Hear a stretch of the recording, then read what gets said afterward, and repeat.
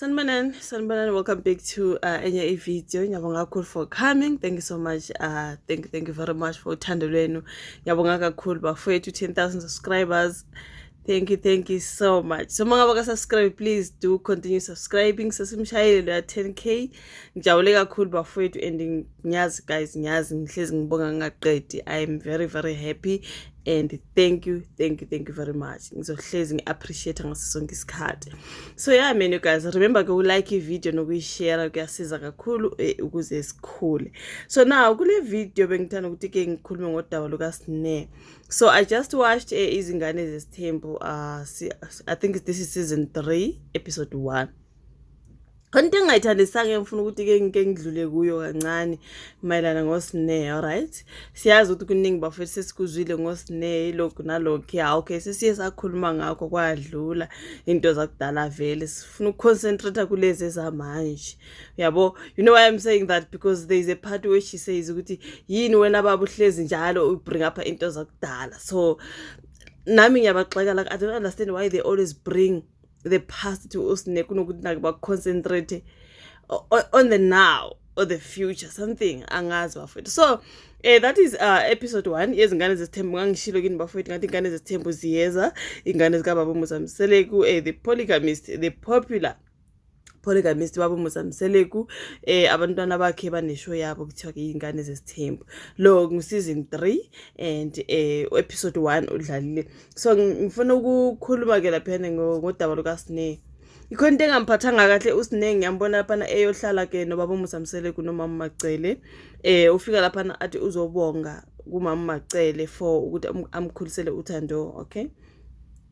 So mama Macele bahleli nje nomsamseleku wenza ukudla lapha afika bekukudla bambuza ukuthi wena kwakuphi ukudla, athi no usazama ukuslima ngoba ubona ngathi uyakhula ngomzimba, so ufuna ukulimit into azidlayo, okay? Abonge uSnare ke for ukhulisela uthando. Ebesethi uMato angithuthi uSnare ngelinye ilanga mangabe senginakho engizokwenzela khona okukhulu, ngiyafisa ukuthi ngikwenzele into enkulu, ngizobonga ngelinye ilanga uma senginakho. Ebesethi umamkhulu ke akudingeki ukuthi uze uzobonga ngento enkulu, lokho kuncane ongakwenza like being available, ngixeka ngokuthi uhleze engekho entweni eziningi. Lokhu yangena Baba Mseleku lapha athathe lokho into esezadlula ezenziwa nguSnare. uSnare bese hayi baba, why wena you always bringing up into zakudala? Athi ya ngakufunela umsebenzi wena Snare, ngakufunela umsebenzi, wayeka umsebenzi. Into yakudala futhi le, unless ukhona umunye umsebenzi wamanje uSnare awufunelwa wasebenza kancane washiya ngazi. Like he's bringing up the past too much. Azacasula ingane hayi bafethu. For me nje abake bame ngoSnare, siyazi vele ukuthi uSnare ukuthi uyingane enjani, right? Are we supposed to sigxile entweni zakudala sezadlula zalokho kwathiwa uhlale semadodeni, okay, and then imsebenzi yadingelwa imsebenzi athi 1 ayeke imsebenzi. He's still there. Uthi Mato be available mangabe sikudinga like kanjalo wena uhlezi ungekho. Yikho kuncane lokho ngasenzela khona. Uzowa mention mamkhulu nokuthi emngcwabeni kaGogo wayengekho. You know what, bathi uhlezi wena ungekho. Asho uSnare ukuthi ngisuke ngogogo le kaShibe, you know.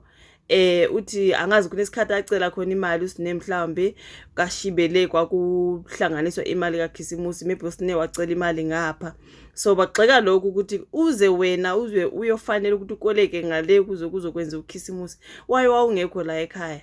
La ekhaya kwakungeke kuze kufuneka ukuthi kuhlanganiswe imali kaKhisimusi. Wayezothola uKhisimusi ngoba ela manje ngale kwakumele benze njani, bahlanganise ukuze bathenge into zikaKhisimusi. Into yayishilo lapha noSnare Mato wasesithi uzube le okumele uhlanganise khona imali ukuze uzothola uKhisimusi. Why wawungekho la? Wawususwe yini la? Into ekanjalo bamxeka nje ukuthi she is always not available. I think yena mayithi usuke kaGogo kaShibe, they don't believe mhlambe bacabanga ukuthi usuke uthe usuku seyintabeni, wayengekho uSnare seyintabeni. Uthi uSnare angeke entabeni ngangikaGogo, kwakumele ngiyoba noSamkelo. Ukhona unaye enye ingane uSamkelo ihleli kaGogo ngale, then uthando uhleli kumamkhulu ngapha, you know what I mean? Akhale uSnare bafethu ukhale wazi wasukuma like uBaba Mseleku noma uSnare ngizokwenza ukuthila athi wena wena like he doesn't believe in uSnare. Noma ngasho into ethina athi ngizoyenza into eso already nje vele ubaba uMsamsele kuvele nje like he doesn't hayi baba uMsamsele no man no nikeza umntana i-chance like azakhale because uyabona ukuthi ngaze ngikhulumeni nje la akekho umuntu ongithatha serious like uma ungcono uya-understand ngathi ukukhuluma kwelo ukuthi uyakhuza ukumfundisa ukuthi no sine you don't have to do big things naloko kuncane nje just like ukuba available like ekhaya masikudinga ube khona ubaba uMsamsele kuvela bring up lezo ndaba ukuthi kwaba nendaba enje lo usine ayikho into azoyenza lo dlala kathi ayikho into ezayenza. Can you just give her a chance akhulume like honestly uze wakhala usine bafowethu wasukuma ubaba uMsamsele he was bring up the story of indoda kwakumele izolobola usine angazi leyo ndoda yaphelela laphi manje bavazama ukuthi ba-understand ukuthi kuthiwa kwakukhona indoda kwakumele izolobola la ekhaya then what happened to the man usine athi nama angazi kwenzekani kuleyo ndoda angazi baba uMsamsele kuleso story wasizwapho usine ukuthi yindaba babazikhuluma nje azithatha ka-social media angizange ngiyizwe mina ke le ndoda okuthiwa ke kwakumele izolobola laphana why ingasafika ngaleyo ndoda and lolo daba luyamkhalisa bafethu usine cause angazi kwenzekani ngaloyo mfana uyabuza umato ukuthi why manje kwenzekani ngomfana umeshwe yena uthi why agcine engasafikanga nabakubo usine athi nami ngifana nawe ma I do not know but the way ubaba uMsamsele kayibeke ngakhona nje uhlekisa ngengane nje like he just does not believe in usine bafowethu like honestly speaking into enansenye eyakhalisa usine even kuma diary sessions ubaba uMsamsele kukhumbula into leka sine ukuthi siyapretendana la 1 2 3 4 siyapretendana that was I think that was season 2.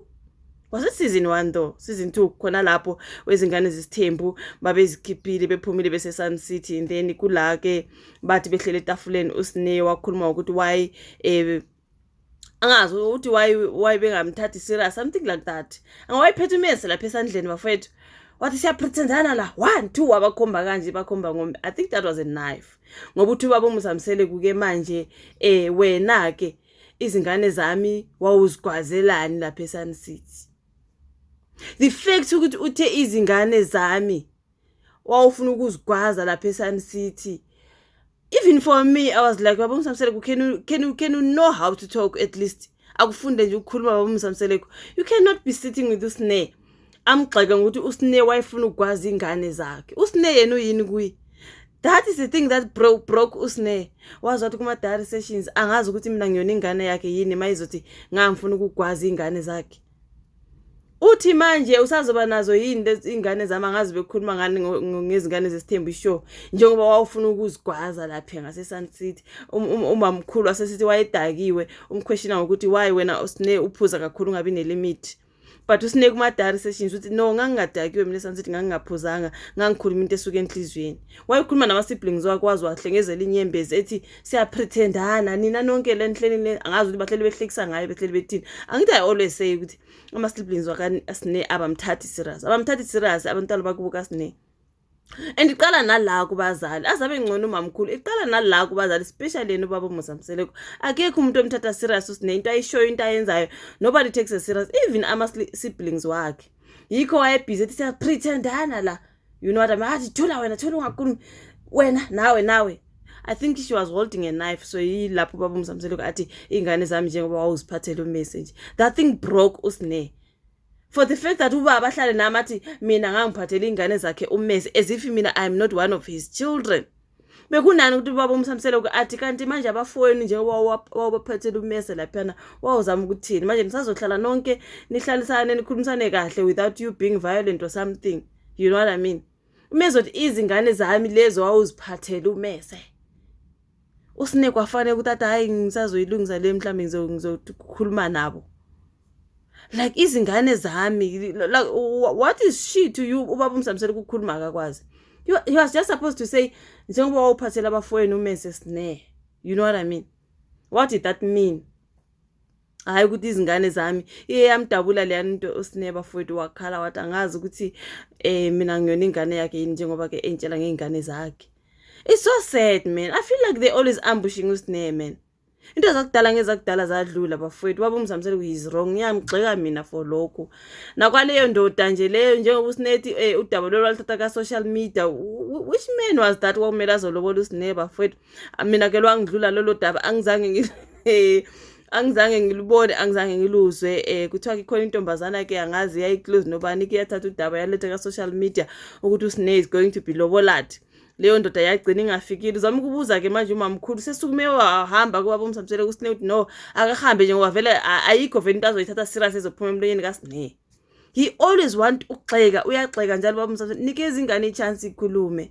At least mamkhulu befuna uku-understand ukuthi kwathini ngaleyo ndoda. Woza ke Sine sikhulume sobabili ukuthi kwathini ngaloyo bhuti, kwenze njani wagcina engasafikanga. Avele uSine ngoba I think ngoba vele besekhala. You know what I mean? Athi angikwazi nami ngifana nawe. Kwathini ngaloyo mfana wagcina engasafikanga nalelo lobola. Whatever happened, noma mhlambe wayaleka gogo kaShibe, who knows? Because uSine akasayichazanga, usiyakhala vele, usiyangala nje manje, usihambile, uhambe kabili nje. Usukume kabili nje laphana uyakhala uyahamba. Uyabona ukuthi angaze akukhulumeni. Ayikho into abazoyithatha serious from her. So what is the use of sitting down with uSine bezomgxeka for everything that she tries to say, everything that she tries to explain? Ubaba uMzamsele kuwesi nje. Hayi baba uMzamsele akathatha ingane yakhe serious. Siyazi ukuthi uSine kuthi behavior yakhe njani njani, but at least hlala naye phansi phela umezama ukukhuluma, at least sit down and listen njengomzali. Hayi ugxeka nje. Umesethi hayi ngizothatha, hayikho into nje azoyenza lo udlala ngathi, ayikho nje into hayi bafowethu, kodwa ngikwazi kwakubi ngoSine. But anyways, I'm gonna have another video about uTirelo ngoba ngifuna ukukhuluma ke ngendaba kaTirelo umjolo wakhe noMpumelelo. Ngibonile lapha nezikhiphile nomngane wakhe she was talking about how she's no longer happy. So sizokhuluma ke ngoTirelo on a separate video since this one is already long. Ngidabukela nje uSine bafowethu, ngibona ngathi akathatha serious, ayike into azoyikhuluma bazo nje hayi bafowethu no. And why baba uMzamsele always bringing the past? Kwenzeka kwadlula lokho, asigxileni kuloko la isikhona manje, or at least the future ke. And umntana mayifuna ukuba ne-conversation efuna ukukhuluma, just give her the chance to talk without ukumgxeka. Wena lo can't uzoyenza nje lento lo hayi kodwa baba uMzamsele he's wrong. Hey, angazi ishuvo la ka comment section, like, subscribe, share, sihlangane kwesayo. Bye.